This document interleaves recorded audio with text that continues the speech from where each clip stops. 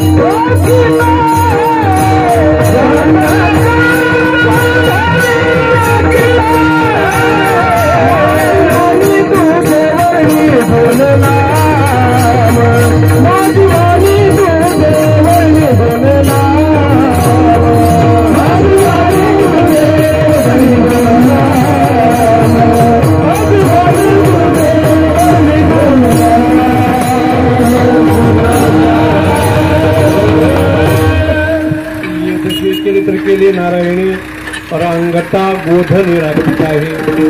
जगद्गुरु तुकाराम महाराज म्हणतात श्रीकृष्णाने या दशेमध्ये चरित्र केले. दशा घोंगडी दिसली, घोंगडीच्या दशा पाहिल्या म्हणून मला दशा आठवल्या. दशा शब्दाचा अर्थ आहे अवस्था. श्रीकृष्णाने ये दशे म्हणजे या अवस्थेमध्ये चरित्र केले. कोणत्या अवस्थेमध्ये? श्रीकृष्णाने 8 अवस्थेमध्ये चरित्र केले. मग श्रीकृष्णाला 8 नावं प्राप्त झाली. तेच मी सांगणार आहे. आजचं कीर्तनाचं विशेषत्व हे आहे. काल्याचे कीर्तन तर नेहमीच होतात आमचे, पण आज जरा तुम्हाला विशेष सांगतो मी. कारण गुजरवाडीचा उल्हास पाहून जरा मी अभंग बदलला बरं का, आणि विषय बदलला. कारण कसं आहे, श्रीकृष्ण चरित्र भागवत तुम्ही नेहमी ऐकतात. आज मी सांगणार आहे तुम्हाला थोडंसं नवीन सांगणार. ते नवीन असं सांगणार आहे, श्रीकृष्णाने 8 अवस्थेमध्ये चरित्र केले. मग श्रीकृष्णाला 8 नावं प्राप्त झाले. आहेत का तुम्हाला माहिती श्रीकृष्णाचे 8 नावं? ए परे हो, इकडे बघा. श्रीकृष्णाला 8 नाव आहेत. कोणते कोणते आहे का? मोजान पाठ करा. पहिलं नाव आहे बाळकृष्ण, दुसरं नाव आहे लाला कृष्ण, तिसरं नाव आहे गोपाल कृष्ण, चौथं नाव आहे राधा कृष्ण, 5वं नाव आहे युगुल कृष्ण, 6वं नाव आहे श्रीकृष्ण, 7वं नाव आहे भगवान कृष्ण आणि 8वं नाव आहे योगेश्वर कृष्ण. झाले का?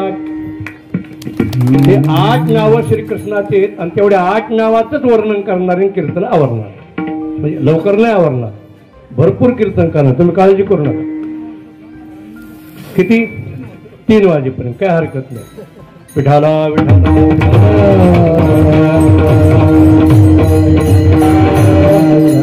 टाळकरी सुंदर आहेत, गवळणी हे म्हणायला आज मजा चांगली वाजणार म्हणणार.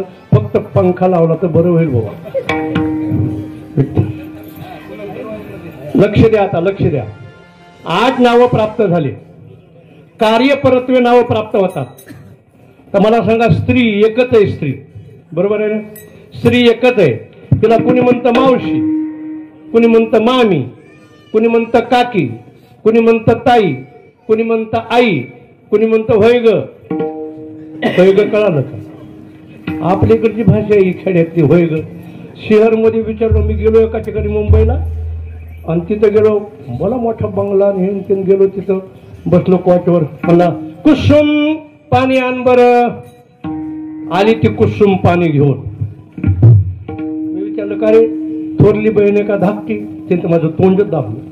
महाराज आमच्या हा मिसेस आहे, मला काय माहिती नावाने हाक मारायचे असते. कुणी आई म्हणेल, कुणी मामी म्हणेल. पंचदशी नावाचा ग्रंथ आहे, त्याच्यातलं उदाहरण सांगतो तुम्हाला. भार्या सुशानानंदाचे याता माने ते प्रतियोगिता या योषित भित्तीतेन स्वरूपता. स्त्री एकच आहे, ती शरीराने बदलली नाही. कार्यपरत्वे तिचे जसे नावं प्राप्त झाले तसं श्रीकृष्णाला कार्यपरत्वे 8 नावं प्राप्त झालेली आहेत. 8 अवस्था आहेत. आपल्या देहाच्या सुद्धा 8 अवस्था आहेत. लक्ष, तुम्ही भागवत ऐकलंय. जन्माला आल्याबरोबर काय नाव असतं त्या बाळाला? जन्माला आल्याबरोबर जे नाव आहे भागवतातलं सांगतोय, मी सुद्धा भागवत सांगतोय. बभूव प्राकृत शिशु. काय म्हटलेलं आहे शुकाचार्याने? बभूव प्राकृत शिशु. पहिलं नाव आहे शिशु. शिशु कोणाला म्हणतात? ज्याला शी आणि शू करायची कळत नाही. आतुरणात करावी, एखाद्याने तोंड जवळ नेलं तर कुठं करायची हे ज्याला कळतं त्याला शिशु म्हणतात. शी आणि शू करायची कळत नाही त्याला. पहिलं नाव आहे शिशु. दुसरं नाव आहे बाल्य. बाल्यावस्था. शिशु अवस्था, बाल्यावस्था, पुन्हा कुमारावस्था, पुन्हा पौगंडावस्था, पुन्हा तरुणावस्था, पुन्हा प्रौढावस्था, पुन्हा वृद्धावस्था, शेवटची 8वी आहे जर्जरावस्था. त्या देहाच्या सुद्धा आपल्या 8 अवस्था आहेत. आणि 8 अवस्थेमध्ये वेगळे वेगळे लिहिले आहेत. नाही उगा 70 वर्षाचा म्हातारा आणि तो जर गोट्या खेळायला लागला, हे पोर आहे, तुमच्या बरोबर म्हातारी खेळतात का पोरच खेळतात? कोण खेळते गोट्या? पोरं खेळतात, आहे का नाही? नाही नाही, एखादी 70 वर्षाची बाईन 7 वर्षाच्या मुलीला म्हणते आमची मैत्रीण आहे. मैत्रीण वय सारखं लागतं, सगळं सारखं लागतं, तेव्हा तो मित्रपणा असतो. इथं 8 अवस्था, 8 नावं प्राप्त झाले.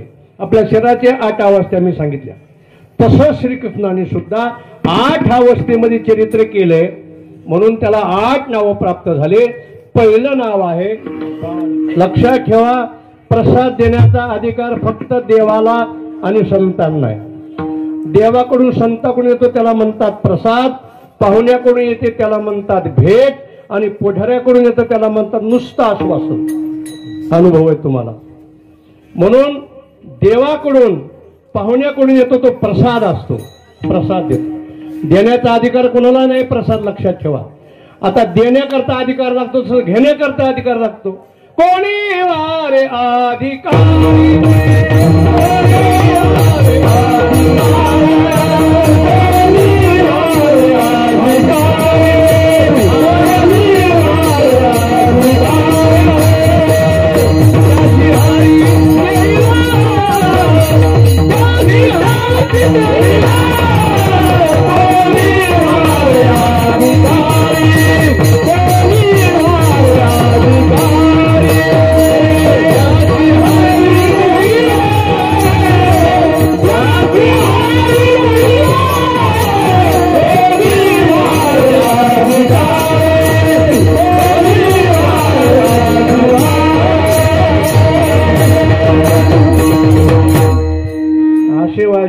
असे म्हणणारे असले की मला उल्हास जास्त आहे.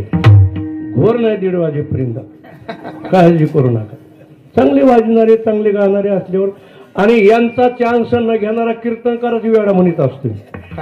चांगले काळकरी असले की चांगले त्यांचा चान्स घेतला पाहिजे, म्हणून दोनदा तुम्हाला मध्ये वाजवायला चान्स दिला का नाही. तेव्हा नाही तर कीर्तनकारच वेळा समजायचा, चान्स घेतला पाहिजे. काळकरी सुंदर, अगदी आनंद आहे सगळा गुजरवाडीमध्ये आज. आनंदी आनंद, पंढरी आनंदी, देव सगळं पैठण अवतरलं इथं. सगळे मुलं उल्हासात आहेत. मला आल्याबरोबरच दिसलं तरुण वर्ग सगळा उल्हासात आहे. कार्यक्रम उल्हासात झाला पाहिजे. आपण लग्न कार्यात जे थाट करतो तो तुम्ही सप्ताहात थाट केला, म्हणून परत तुम्हाला धन्यवाद देतो. चला, अधिकारी लागतो, घेण्याकरता अधिकारी लागतो. त्याशी हरी देईल. अधिकाऱ्यांना काल आहे, म्हणजे अधिकारी म्हणजे गोपाळ. गोपाळ काल्याचे अधिकारी आहेत. आता मी तुम्हाला एक प्रश्न विचारतो. पंढरीची वारी कोणाला घडते? पंढरीची वारी जे जे पंढरपूरला जातात त्यांना पंढरीची वारी घडते, ही व्याख्या बरोबर आहे का? होय मामा, तुम्ही दर महिन्याला जातात नाही? पंढरपूरला जे जे जातात त्यांना पंढरीची वारी घडते असं जर म्हणावं तर दूध विकणारे, भाजी विकणारे दररोज जातात, एसटीचे कंडक्टर ड्रायव्हर दररोज जातात, त्यांना वारी घडल का? नाही घडल. वारी घडण्याकरता तुकाराम महाराजांनी नियम सांगितलाय. होय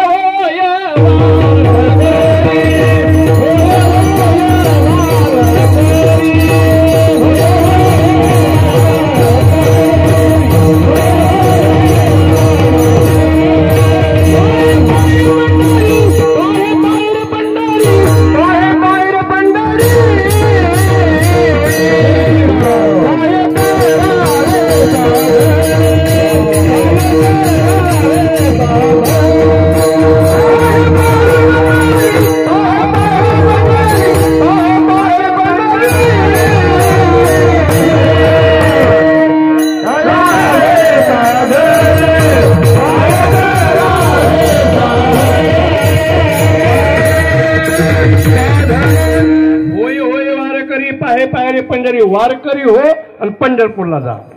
तसं गोपाळ बना, काला घ्या.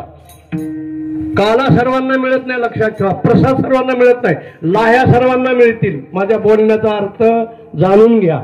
लाह्या आपण घेऊ, इथून गावाला जाऊन पाहुण्याला देऊ, त्या लाह्या ठरतील, प्रसाद ठरणार नाही. या सप्ताहामध्ये ज्यांनी ज्यांनी भाग घेतलाय त्यांना प्रसाद मिळणार. तुम्ही कोणता भाग घ्या, ज्यांनी झाडून काढला असेल, पतवड्या उचलल्या असतील, त्यांना प्रसाद मिळणार आहे. कोणी म्हणेल की मी माजलगावला होतो, कोणी म्हणेल मी पुण्याला होतो, तुम्हाला प्रसाद नाही, लाह्या पाठवू आम्ही. माझ्या बोलण्याचा अर्थ तुमच्या लक्षात आला ना? प्रसाद घेण्याकरता इथं अधिकारी म्हणा, कार्यक्रमामध्ये सामील व्हा, कुठंतरी बांधावर उभा राहून तुम्हाला प्रसाद मिळणार. वारकरी संप्रदायाकडे काही लोक बांधावर उभा राहून विचार करतात. अरे बांधावर उभा राहू नका बाबांनो, मी कळकळीने सांगतो, त्याच्यात सामील व्हा. सामील झाल्याशिवाय तुम्हाला आनंद मिळणार नाही, वारकरी संप्रदाय कळणार सुद्धा नाहीये. म्हणून तुम्ही सामील झालात, आनंद वाटला, 7 दिवस अगदी मोठा गजेर झाला, धन्यवाद. म्हणून काला सेवन करण्याकरता अधिकारी लागतो, द्यायला अधिकारी, घ्यायला अधिकारी. म्हणून आजचा हा प्रसाद आहे, देणारा भगवान परमात्मा आहे, घेणारे सगळे आपण आहोत. आणि आजच्या कीर्तनाचा एक विषय ठरलेला आहे. आजच्या कीर्तनामधला महाराज बांधलेला असतो, बांधलेला म्हणजे उपरण्याने नव्हे, विषयाच्या दृष्टीनं. बाकीच्या कीर्तनामध्ये काही सांगता येतं, काही म्हणजे काही बी नाही, काही बी सांगायचं म्हणजे त्याचा सुद्धा दंडक आहे. भक्ती ज्ञानाविरहित गोष्टी इतरांना कराव्या, प्रेम भरे वैराग्याच्या युक्तीवर, जेणेकरून मूर्ती ठसावी अंतरी श्री हरीची, आईची कीर्तन मर्यादा आहे संतांच्या घरची. संतांच्या घरची एक मर्यादा आहे, लक्षात ठेवा.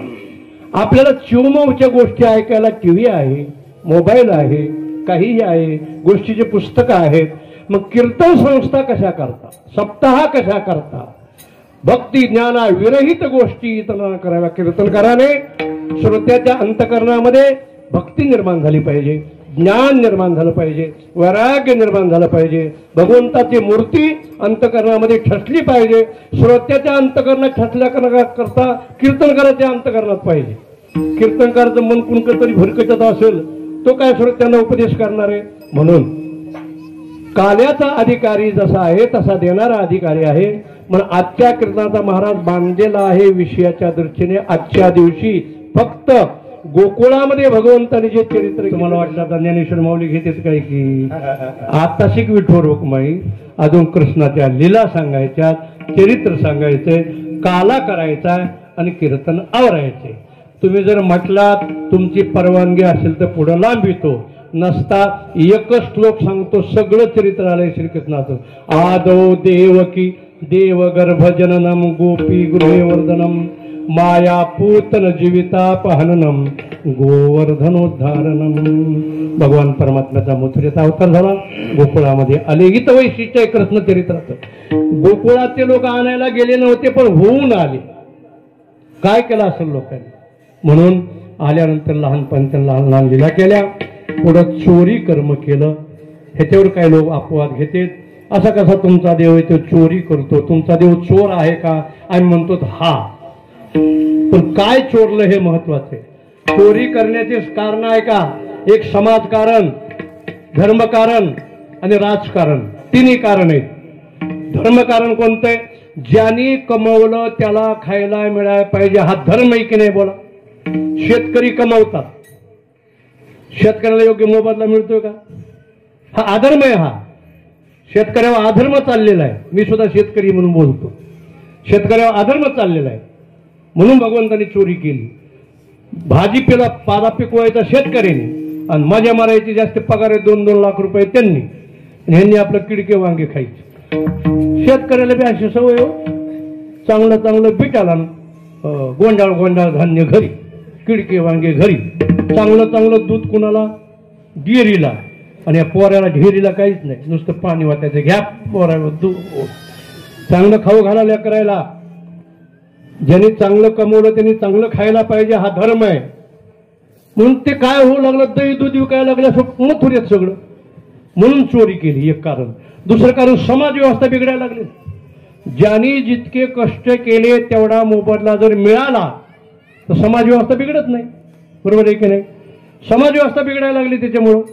अरे तयार होते सगळं, इथं पैसे करता तिकडे विकल्या जातं, खायला मिळाना, व्यवस्थित सगळा समाज व्यवस्था बिघडायला लागली म्हणून चोरी.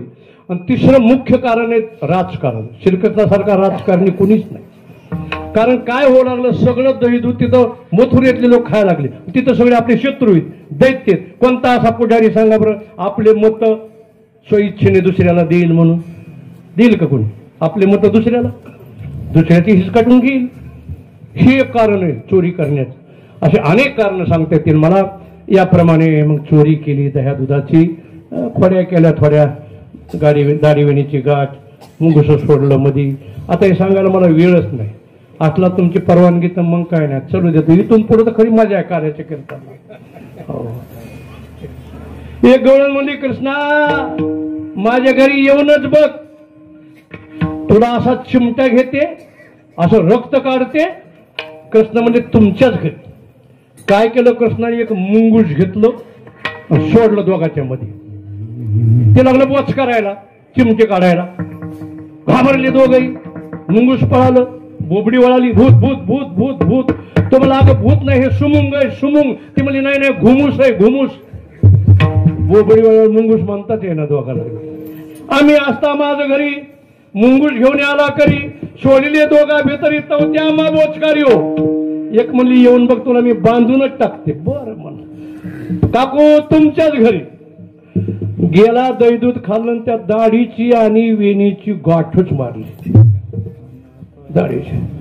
दाढी वेणीची गाठ मारली बाबा. आणि जो गेला निघून, पहाट झाली की गौरन दचकली. दाढी येणीला झटका बसला.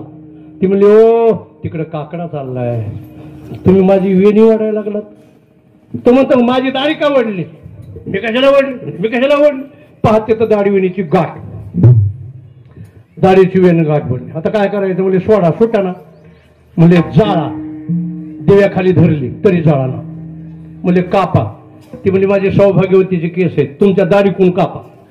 बरं माझ्या दाढी कोण कापायला लागले तरी कापाना, जळाना, तुटाना, काय व्हायला. तेवढ्यात सकाळचे 8 वाजले. गावात इवाई होता. इवाई आला तिकडून. मला आपल्या इवायचं घर का लावलेलं इतक्या वेळ, पहाटे उठत असते हे का म्हणून असे उठले. हाक मारले, ओ इवाई बा, ओ इवाई बा. त्यांनी बघितलं आता काय खरं नाही, आपलं दिवाळच वाजतंय. ते म्हणजे तुम्ही एकटेच आहेत का कुणी? म्हणजे एकटाच आहे. हळू दरवाजा उघडला तर दाढी वेणीची गाठ. राम राम, काय केलंय हे?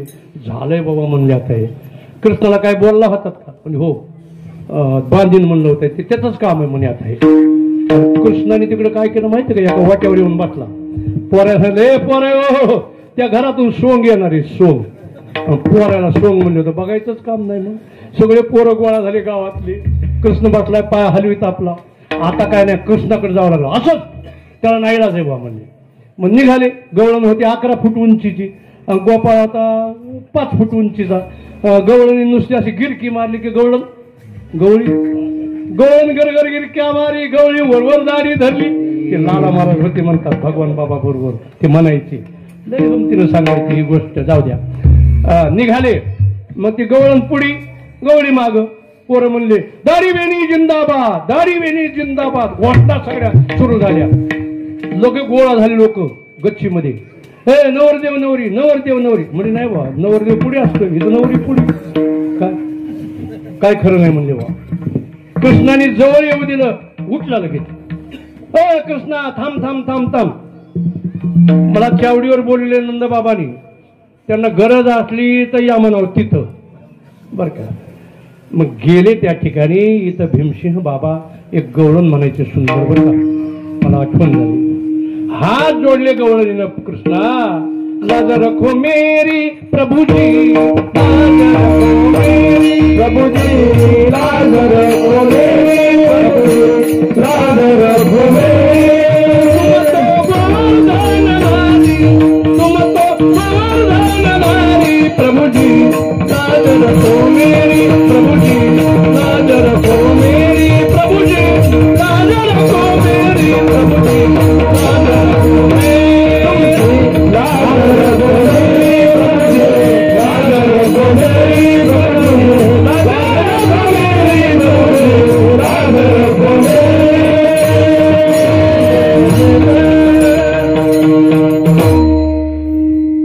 कृष्णाने नुसतं पाहिलं.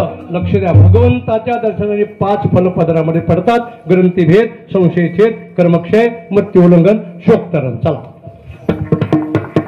खोड्या चोऱ्या खोड्या गवळणी तस झाल्या. गारानं सांगू लागली.